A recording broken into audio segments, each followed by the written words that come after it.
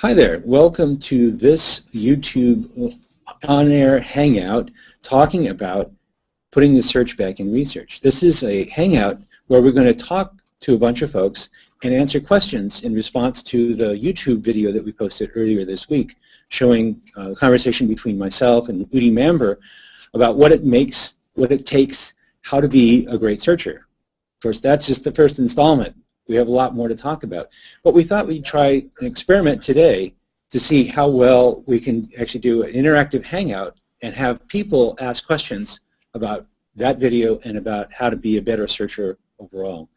The master plan here is that we'll be doing this in weeks to come as we post more videos, more short videos about different aspects of search technique, and then we'll follow that up with an interactive hangout like this. So that's the plan. We're going to go for about 25 to 30 minutes, depending on how the conversation goes and where our discussion leads. But I think to start, can we get quick introductions from people? I see we have a few people in Hangout. Can you just say your name and where you're at? I'll go. My name is Fred Delventhal, and I am an instructional technology coordinator in Arlington, Virginia, just outside of Washington, D.C. Perfect. Thanks, Fred. How about you, Colette? My name is Colette Casanelli. I am a teacher librarian at LaSalle Prep High School in Milwaukee, Oregon. Very good. And Keisha? My name is Keisha Horton, and I'm a graduate student as well as technology consultant for Michigan State University. Very good. And Sue? My name is Sue Baez, and I am a junior high librarian techno geek at Plum Grove Junior High in northwest suburb of Chicago. Wow, fantastic. And last but not least is Kelly Fee. Kelly? I'm the Google Search Community Manager, and I'm really excited about this hangout, Dan. Excellent, excellent. Thanks. So I think to start off, Kelly, you had a question queued up that we should probably take first, and then we'll open up the floor for discussion. What was the first question you got from the forum that we had that followed the YouTube video? My question is, how might I find historical information on the Air Force Base in Sacramento? Okay, let's see. If I was to take on this question, I would start thinking, well, first off, is there an Air Force Base in Sacramento? That's the first thing I'd start. So what I'm going to do is actually switch to my search panel and talk through this. So I'm going to go away, but you should be able to see my screen here. So let me switch to that window, and then I'll switch to that. So first thing I discovered is McClellan Air Force Base is here in Sacramento. But I also see Mather Air Force Base. Now, I'm not 100% sure where that is. It's 12 miles east of Sacramento. So is that in the area or not? I assume that the real question is about McClellan. But look what we've discovered. There are actually 2 Air Force bases in the area. It's also worth noting, if we go down, there's another one, Beale Air Force Base. So first thing we've discovered, just by looking at the search results, is that, you know, like many questions, you think you have the answer, that it's going to be all about McClellan. But no, in fact, there are multiple options. So we've already discovered something really interesting here. Another thing I want to point out is that if we look down here at the bottom of the page, so you see I scroll down, right? So this is the top, and I'm going to scroll down, and I see that I have a related searches. So this is actually a really great way to kind of get into a topic. Related searches show you what's possible, what other people have been looking for, and it kind of gets you out of the conceptual box you might have been stuck in. You could see here, wow, there's another one, Travis Air Force Base. Okay, so now let's think about just McClellan Air Force Base. So I'm going to change my query to be about McClellan. I can't spell that. McClellan Air Force Base, that's perfect. I'll take that suggestion and type history. And, well, here's a nice entry. This is the Wikipedia article, but actually, there's a militarymuseum.org, which also has a bunch of information. This is where I would go. I would make my query very pointed, kind of get into the general area, find out something about Sacramento Valley, and then dive deep on a particular topic. Does that answer your question? I try to get to it? I hope so. Okay. So let me open it up a little bit and see, does anybody else have a question that they would like to ask about how to improve your search skills?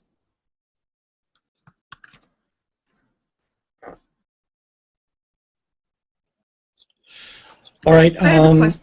I work with both teachers. Okay, let's go with Fred first. I'm going to call on people. Okay, Fred, All right. you're first. You get first All right. question. I work with both teachers and students, and wondering about after this Hangout, what kind of resources do you have, or how would I go about teaching fifth graders to search as opposed to adults? And there are a lot of resources that Google has. What do you suggest in terms of those two cases? Same things or different?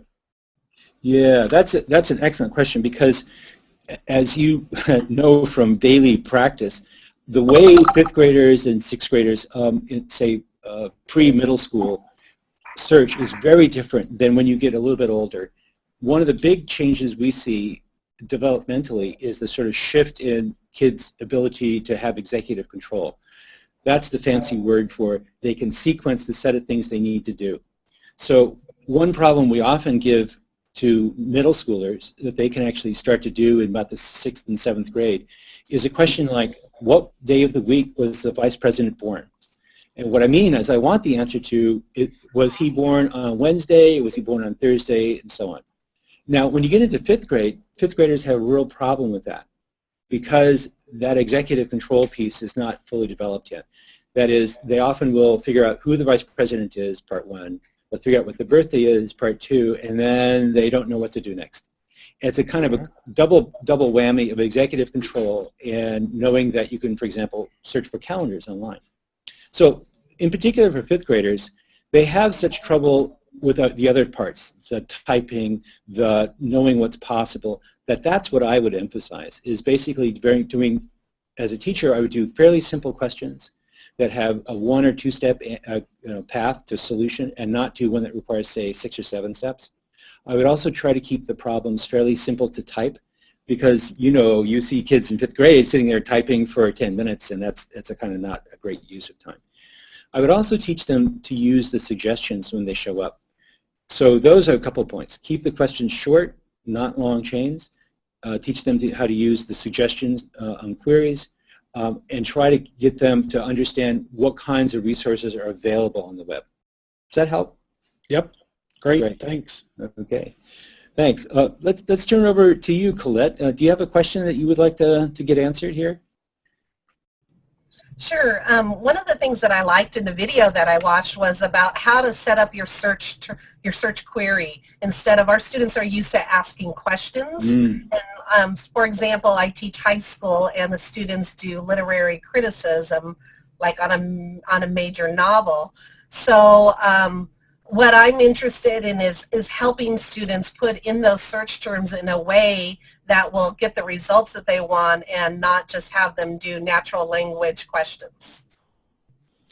That's a really good observation. So I'm actually going to switch over to my query engine here. Let me do that and switch over.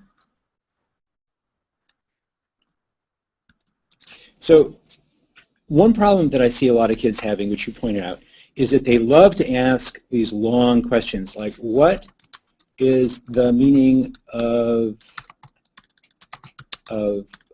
Moby Dick? Boy, like this, right? Now, what happens when you end up doing a query that's that long, it's going to link to pages that have that phrase on it. That often means that they're going to be summary pages or things like Spark Notes. And there's a lot of terms in there that are not actually getting to the point of the question. So you'll end up on question answering sites often, which, as you know, are probably not often the best. So what I would do is try to teach them to reduce the number of words in their questions. So Moby Dick, say, ship, something like that. If you want to find out just what the name of the ship was, in this case it's clearly the Pequod, and then try to focus in by then using specific terms that get exactly to the topic they want, rather than asking, the Pequod was a ship that had four masts and whatever, right? Try to get them to boil their long question down to just the terms they need. one way to do this is to have the students actually write out the question that they want to ask and then strike out all the extraneous terms. Now, one thing we talk about is the idea of having what used to be known as stop words. Keep in mind that in Google, there are no stop words, right? We actually take into account all of the terms in the query.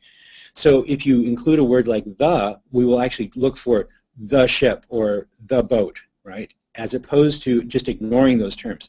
So if you write out the natural language sentence of what the information need is, and then try to focus in and choose the key terms, the most relevant terms without all the extraneous stuff, that I think will really start to help get your students on track.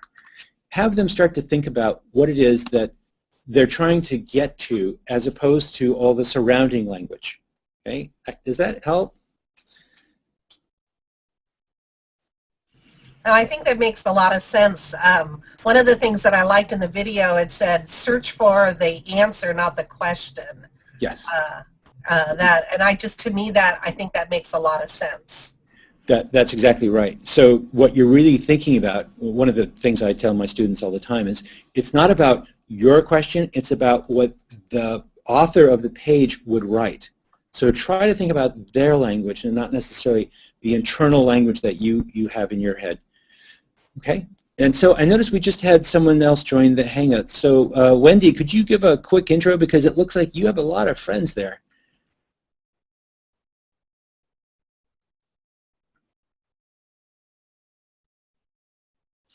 You need to unmute. It's at the top of the screen where the microphone thing is. Do you see that? Hi, Dan. Hey, Wendy. So we're here at Q in Palm Springs with 54 educators, Wow. administrators. If you guys all want to say hi, Dan. Hi. Hi, and they're all getting ready to become Google Apps EDU certified trainers. And we're not covering search today too much, sadly, but Kelly told me this was going on. And so we're showing them the beauty of Hangouts and watching you at the same time. And we did have one question from the audience that maybe they could ask you. Okay, let's hear it. Okay, so I had a question. Last year at Q, they showed me that if I wanted to use the readability tool, I could enter information from something that I've created, and it would tell me what the grade level of the readability of that would be. Let me interrupt you real quick. You're way too far from the microphone, so either you have to come up or Wendy has to repeat the question. So the question is, with readability search, which you can search readability of documents on the web, Right. Are you able to do that with your own documents? I see. Let me see. I think you're talking about the basic, intermediate, advanced level filter on web search results. Is that right? Yeah. Okay. So then the second part of that question is searching your own results.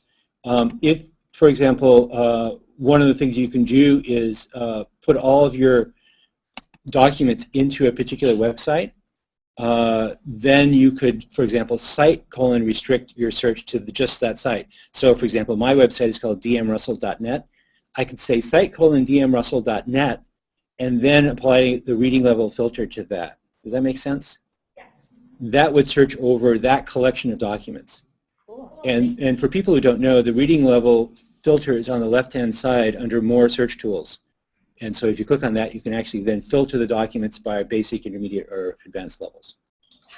Hey, Dan, on that same point, when you're searching the site level, can Yes. it be on a public collection of Google Docs, or can it only be on a high-level domain? Okay, let me actually give you a quick demonstration of that. So I'm going to flip back over to that, to my window here, and I'm going to go back to Google.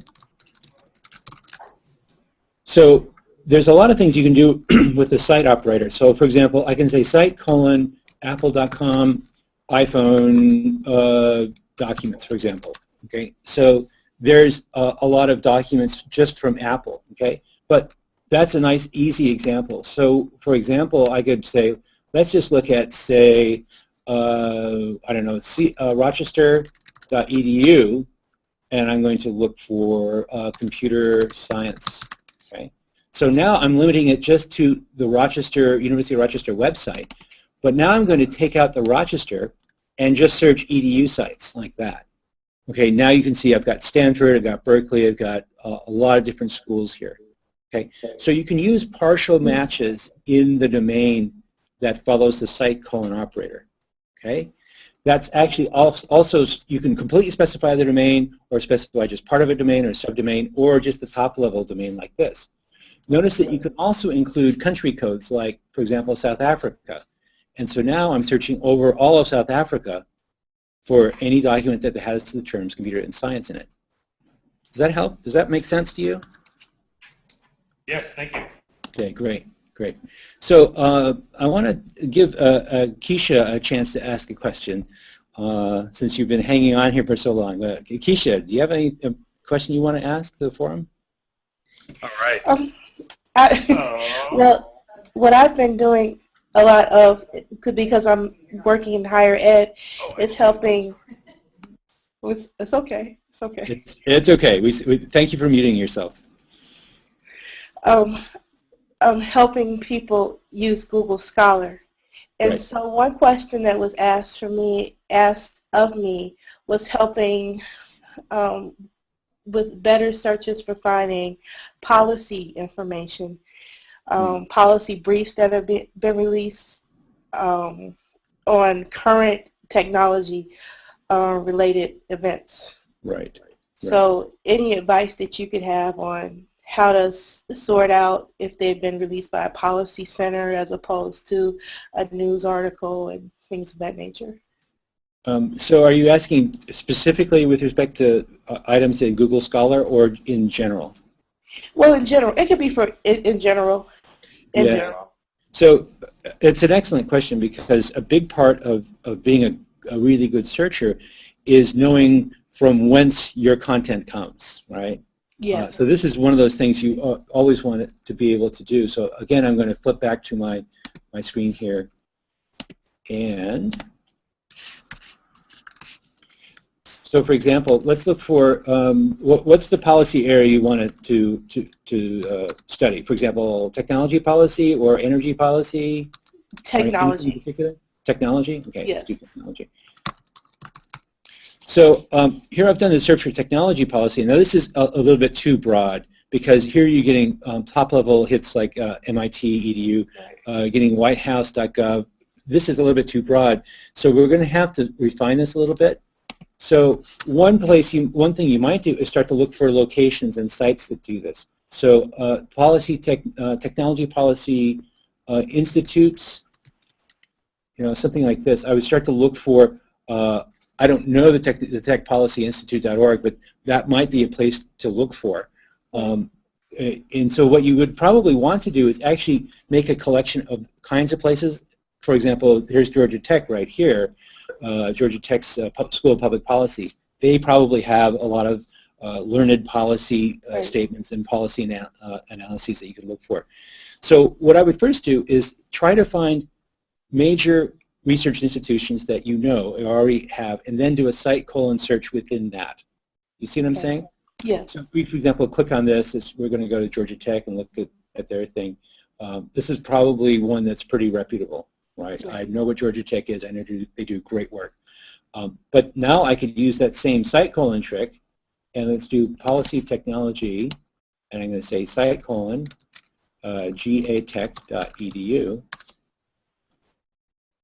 And here you go. You've got a lot of stuff. And now you still have to vet that these individual articles are written by who they say they are, because sometimes I've seen places get hacked where people will post stuff that's just ridiculously off the top, and it looks like it's on the EDU side of a well-known place. So you still want to verify that the person who wrote it is actually still a member of the faculty, and they actually participate in the technology, in the policy making organization. So using cite will help restrict your searches to places that are well-known, to institutions that you understand and can believe in, basically. Okay. Thank you. Sure. Okay, now, Sue, did you get a chance to ask a question yet? My question, I'm in junior high, Got to demute. of course. There you go. the first thing that, Yeah. yeah, I did. There you go. Just took a, it was You're laggy. good. Yeah. So in the junior high, the first thing they do is just type words into Google and go with whatever comes up on the first page. And I guess I want some suggestions, excuse me, on how to convince middle schoolers, junior high students, that there's a better way. I'm not sure how to make that imperative to them. Right. Yeah, it's a real problem for junior high or middle schoolers because they're getting carried away with the kinds of stuff they can do. And so I've got a daughter who's in middle school, and when I watched middle school kids working to try to formulate their query, they often will just type the first thing that springs into their mind. So one of the stories that I like to tell is of watching a middle schooler trying to write a report about the ecosystem of Costa Rican jungles. And the first thing that sprang into his mind was, well, if I'm in the jungle, I have sweaty clothes. And so that was his search query, sweaty clothes, right? And as crazy as that sounds, that supports the kind of model that a lot of, I think, students have, which is if I put in anything, Google is going to figure it out. And although Google is very good, we have not yet implemented mind reading. And so it's one of those things that we're working hard on, but we can't quite do that. So you have to try to give them a little bit of direction. And what I would advise them is, again, how would someone else write about this? What kind of words would they use? So if they're talking about Costa Rica jungles, get the student, for example, to write out that sentence again and focus on those key terms, but have them articulate not the circumstances, sort of exogenous conditions. I wouldn't say exogenous to middle schoolers, but the idea would be how to get them to focus on the key central idea: ecosystems, Costa Rica, jungle, mammals, birds, whatever it is they're trying to focus on. So get them to make short queries so they can actually then start to see the space of things that are possible. Remember the example we did a little bit before where we typed in policy technology and we saw a whole list of options. One of the best skills you can teach middle schoolers is to look at the results and try to learn something. What terms should they be using? What kinds of sources should they be looking at? And actually read the results, not to extract the answer, but to extract future search terms or to extract places that they can go to find more answers. So what you're really trying to get them to do is teaching them the focus trick, teaching them the skill of how to go from step 1 to step 2, and how to get exactly into the language of the authors in that area. Hope that helps you out. Okay, good. So I'll open it up for anybody else. Anybody else have I think we have time for probably 1 or 2 more quick questions. What would you like to know?